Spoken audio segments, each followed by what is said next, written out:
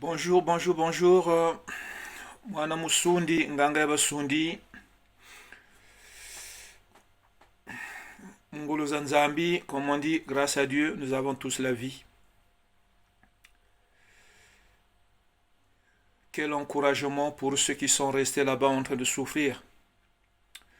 Aujourd'hui, le 5 janvier, 5 janvier, parce que j'ose plus faire des directs, parce qu'à chaque fois on me bloque. Donc je préfère faire des vidéos et puis les lancer. Donc aujourd'hui, on est le 5 janvier. Devant l'écran, il est 11 heures quoi. Devant mon petit écran, je vois que Christian Perrin, JR, hein, Moana Dallas, voilà, il a lancé un post hein, où il a commenté en gros titre un peuple sans mémoire est un peuple sans avenir. Peut-il vraiment être libre? C'est une question posée. Est-ce que c'est seulement aujourd'hui que nous allons poser la question? Nos prétendus spécialistes ne la posent-ils pas? Hein? Voilà. Donc là, Christian Perrin parle du devoir de mémoire. Et plus bas, il dit le tyran que vous connaissez, j'ose même plus citer son nom, et son régime vu par Claude-Antoine d'Acosta. Bon, afficher la suite, je la regarderai plus. Et le premier commentaire, c'est le commentaire de Kimbembe Diakimbembe, Jacob. Puis, les Mboshi disent quoi sur le cas du tyran? Vous connaissez le tyran hein? Oui, Namabacho, voilà. Il dit, les Mboshi disent quoi sur le cas du tyran? Mais lui, il a mis le nom du tyran. C'est vrai. Mais moi, la question que je pose toujours, la réponse, je l'ai. Mais j'aimerais que tout Congolais puisse savoir qui sont les Mboshi pour ouvrir notre mémoire, comme l'a demandé Perrin, afin d'enrichir, hein, afin de l'enrichir sans l'aide empoisonnée de Obenga. Vous avez suivi il n'y a pas longtemps, je ne sais pas si c'était en décembre ou enfin l'année passée, une émission sur Racine et des ailes, on a parlé du Congo. Mais personne n'a contesté. Hein. On a parlé du Congo. La République du Congo, c'est un pays composé de 3 nations. La première nation, les Mboshi. Deuxième nation, les Teke. Troisième nation, les Congo. Ce qui est tout à fait faux. Mais l'animateur de l'émission n'a fait que reprendre un travail fait par Obenga. Vous souvenez-vous quand il a dit que si l'unité ne peut pas se faire dans le Congo, on sera obligé de séparer le Congo en 3 parties. Une partie sera prise par la nation Mboshi, deuxième partie par la nation Teke et troisième partie par la nation Congo. Et moi j'ai posé la question. Qu'est-ce qui reste de la nation Congo pour bénéficier de la troisième partie? Et où va la nation Congo jusqu'où? Enfin, quelles sont les limites de la nation Congo? Et d'ailleurs, qui sont les Mboshi? On revient là à la question. Qui sont les Mboshi? Au temps où ma grand-mère, hein, à l'époque de ma grand-mère, j'étais petit, je l'entendais, ils parlaient des Koulangues. C'était les gens du Nord, les Koulangues. Ils disaient toujours les Koulangues. Voilà. Donc, les Koyo faisaient le trait d'union entre les gens du Sud et les gens du Nord, qui étaient les Koulangues. Et la première fois, quand elle avait entendu le nom Mboshi, elle dit, il y a maintenant des Mboshi. On lui a expliqué, oui, ce sont les enfants nés des Korobos qui sont allés là-bas et bon, dit Aïka. Mboshizeto zabeto benyeka. Kabashira ba Kulange Kobeka Bamboshi. Donc ce ne sont plus des Kulange, c'est maintenant les Mboshi. Voyez-vous? Qui sont les Kulange? Ce sont des peuples autochtones.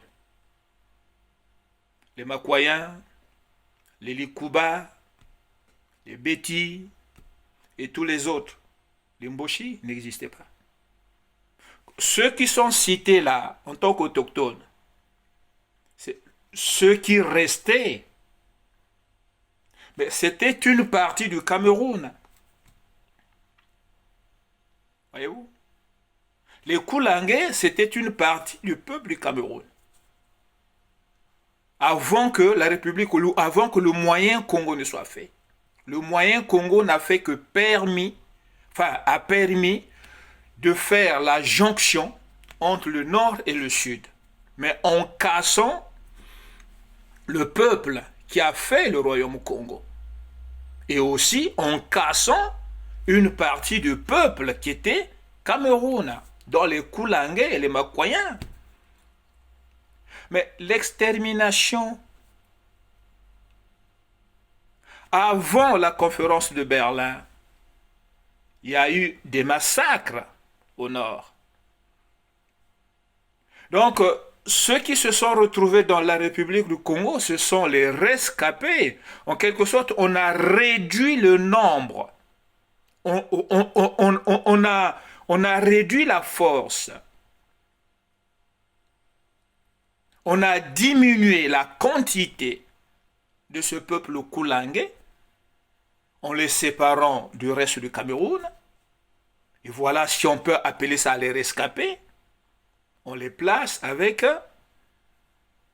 ceux du Congo, les Bas-Congo, comme on dit les Bas-Congo, qui n'existent pas aussi. Enfin, les Bas-Sundi, que vous le voulez ou non, oui, c'était les Bas-Sundi. Et au milieu, entre les Koulangais et les Sundi, au milieu, on retrouve les Bateke. Voyez-vous? Donc, les Mboshi, ils n'existaient pas. Ce qu'on appelle les Oko, les Yoka, ce sont les Béninois, les Togolais, pendant que la capitale du Moyen Congo était Libreville. On a été chercher les étrangers, les Béninois, les Togolais, en fait les Popos. On est venu les placer à Pointe-Noire et une partie à Yoro. Voyez-vous? Donc ce sont eux qui vont composer, constituer la nation Mboshi. Et on finit par faire croire aux Makwayens, les restes de l'Ikuba, que vous êtes aussi des Mboshi. Voyez-vous? Pendant ce temps, les Togolais, les Béninois, devenus Mboshi, dirigent le pays en continuant de faire massacrer ceux qu'on fait croire que ce sont des Mboshi.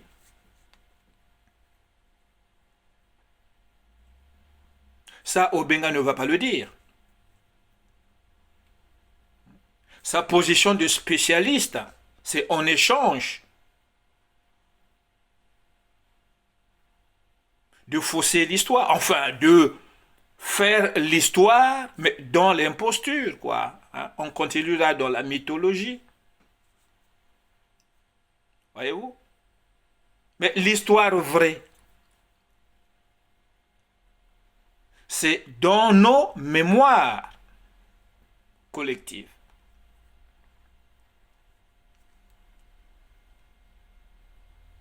Voyez-vous? Les preuves scientifiques ne sont pas les garants de la vérité. Scientifique, c'est ce qui est fabriqué pour renforcer la mythologie de l'histoire.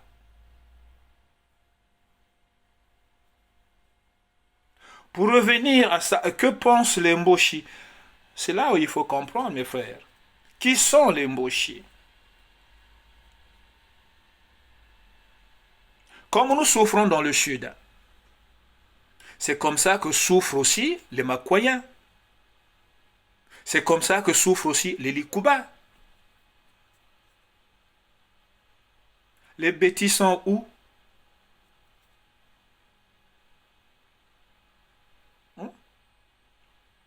On parle plus des Kouyous. On parle plus d'eux.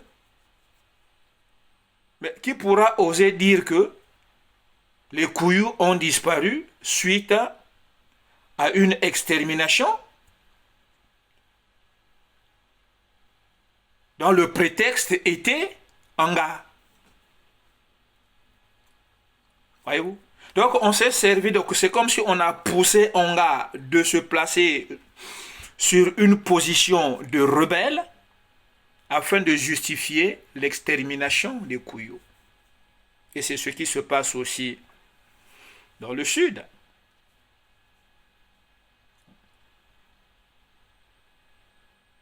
On a fabriqué un certain Ntoumi, on est allé le placer dans le fin fond au cœur du poule pour justifier une extermination du peuple Soundi. Le massacre du peuple Soundi ne commence pas dans les années 90 ou 97, 95 comme vous le dites. Pourquoi on les appelle le plus Soundi? Effacer l'identité d'un peuple, c'est le début du massacre pour une extermination. Tout ça, c'est programmé afin d'arriver à un génocide.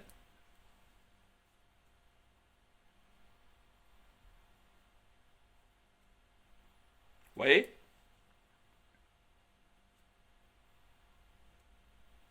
Donc, quand vous parlez d'Mboshi, il faut d'abord savoir qui est Mboshi et qui ne l'est pas. C'est comme on a fait avec les Lari. Qui sont les Lari?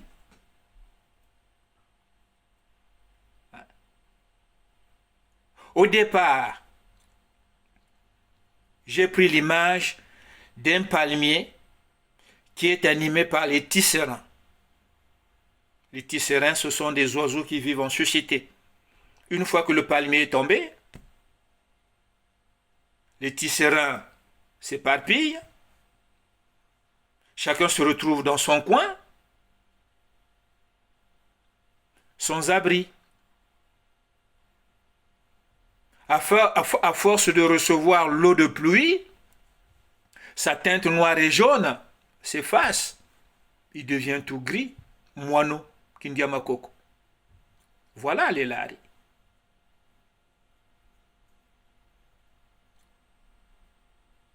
Maintenant, il y a un noyau qui résiste au cœur du poule qu'on appelle Mpangala. Il faut aller le détruire pour faire disparaître complètement l'identité Soundi.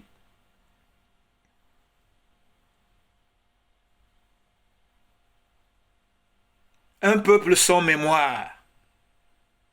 Mais cette mémoire, vous allez le chercher où, si ce n'est pas dans notre mémoire, dans nos détails collectifs que nous avons.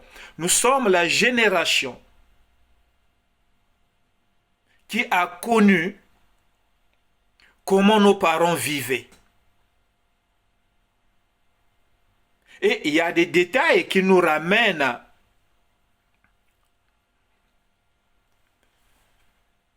dans la réflexion de pouvoir comprendre que non,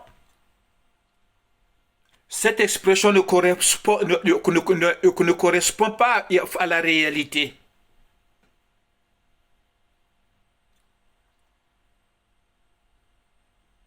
D'où il faut comprendre, depuis quand les Mboshi ont été une nation, depuis quand les Téké ont été une nation. Les Congos étaient plus qu'une nation, c'était un royaume.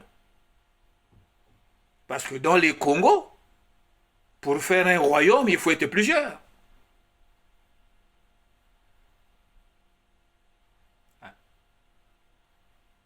Les Bayombe, les Bayaka, les Bateke, pas les derniers là. Bayombe, Bayaka et Basundi. 3 nations qui ont fait un royaume. Mais si dans la République vous retrouvez 3 nations, mais ce n'est plus une République, tout court. Donc c'est une fédération alors.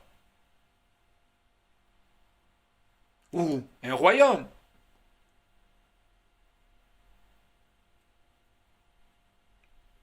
Hein? Mais où sont ces intellectuels qui réfléchissent, qui posent beaucoup de questions, sans pour autant réagir à un mensonge qui est publié au grand jour sur un grand écran?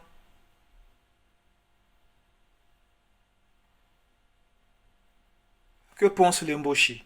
Mais qui sont les Mboshi? Le nom Mboshi, c'était pas une tribu. C'était un nom propre comme les Malonga, dans la famille Likuba.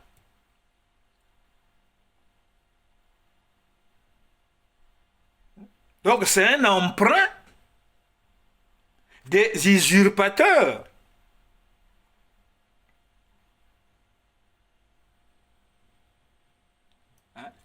Et ces usurpateurs, quel droit ils ont d'aller couvrir tout un peuple dont ils ne savent même pas où est-ce que le cordon ombilical a été enterré?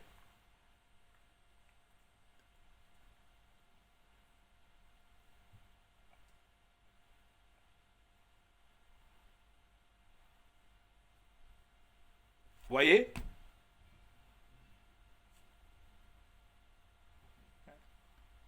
Vous passez tout votre temps à décortiquer les bêtises du sanguinaire. Et il y a des fois même, il le fait exprès. Un jour, il va aller chier quelque part, il va vous envoyer les photos et vous allez commenter.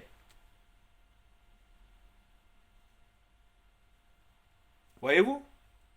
Donc, tous ces faits et gestes, vous les suivez. Mais quand est-ce que vous allez penser à vous-même? Quand est-ce que nous allons penser à nous-mêmes? Bien que ce qu'il fait, fait mal. Mais tout en pleurant, pensons aussi à l'avenir de nos enfants, nous qui avons échappé à tout ce qui se passe là-bas. Mais là où nous retombons, est-ce que nous jaugeons la température du socle sur lequel nous retombons? Notre envie innée de faire les enfants nous pousse à faire les enfants là où nous retombons. Mais qu'allons-nous laisser à nos enfants?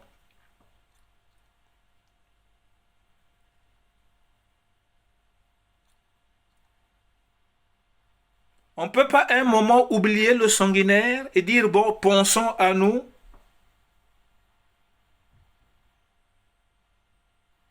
Nous allons le faire quand?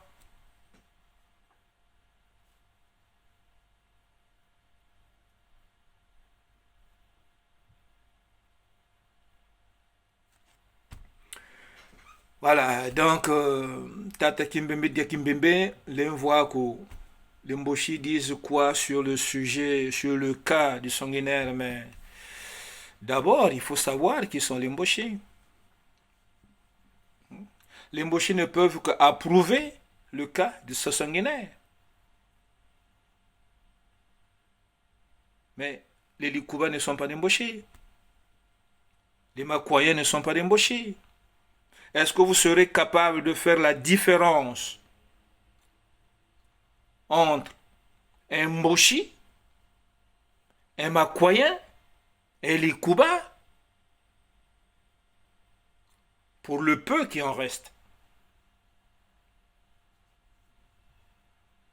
Maintenant, quand vous dites le Congo est un et indivisible, mais dans vos propos, vous dégagez le côté, hein, l'expression unité se dégage-t-il dans vos propos ou l'ignorance vous pousse encore à diviser sans que vous vous rendez compte, sans s'en apercevoir qu'on est en train de casser?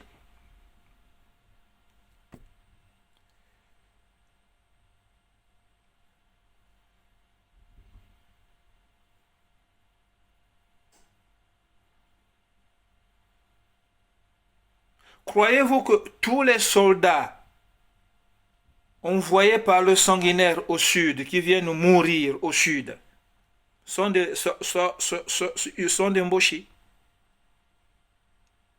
Non. Beaucoup sont des Makoyens. Beaucoup sont des Likuba qu'on envoie au sacrifice, comme on est en train de sacrifier le Sud. Ce sont les autochtones qu'on est en train de massacrer, que ce soit ceux du Nord et du Sud.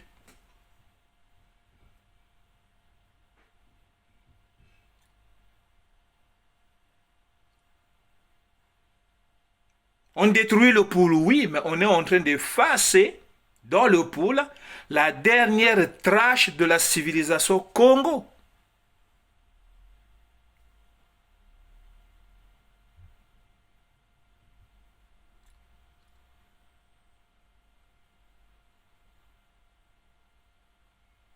Voyez-vous? Pendant qu'on se focalise sur le pôle, qu'est-ce qui se passe au nord?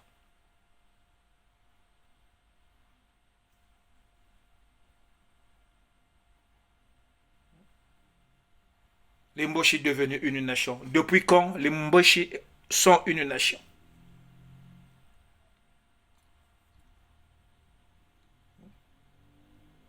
Que disent les Mboshi? Non. Que dit Obenga?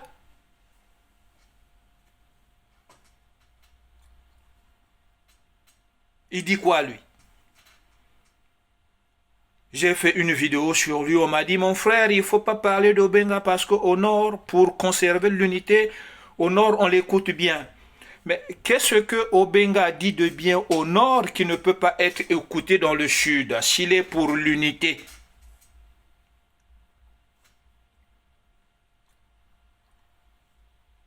S'il dit des choses bien au nord, en tant qu'historien, mais qu'il le dise aussi au sud. Un pays, une histoire. Une nation, une histoire. Mais lui, il détient l'histoire. S'il est vraiment sincère, si ce n'est pas un démagogue, qu'il rassemble le nord et le sud autour d'une histoire. Croyez-vous qu'il est sincère, qu'il est dans l'unité quand il part raconter chez les Béninois que les gens du sud ne l'aiment pas parce qu'il est historien?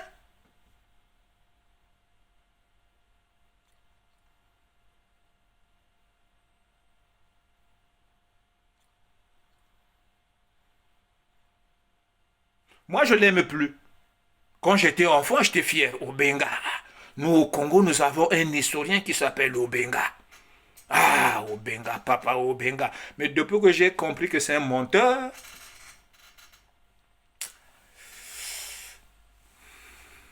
je l'ai vomi.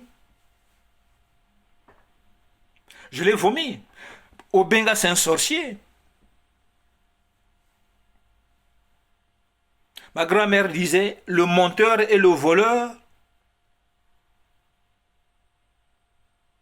vivent ensemble. Mais le voleur et le sorcier vivent ensemble aussi.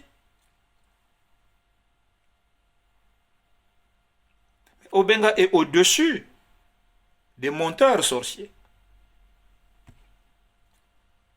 Puisqu'au lieu d'éveiller le peuple, il abrutit le peuple. Et au nord, on l'écoute.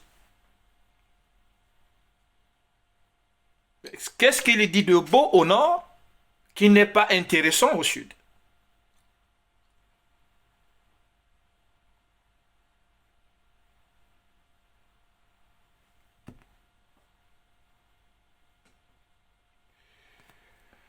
Merci.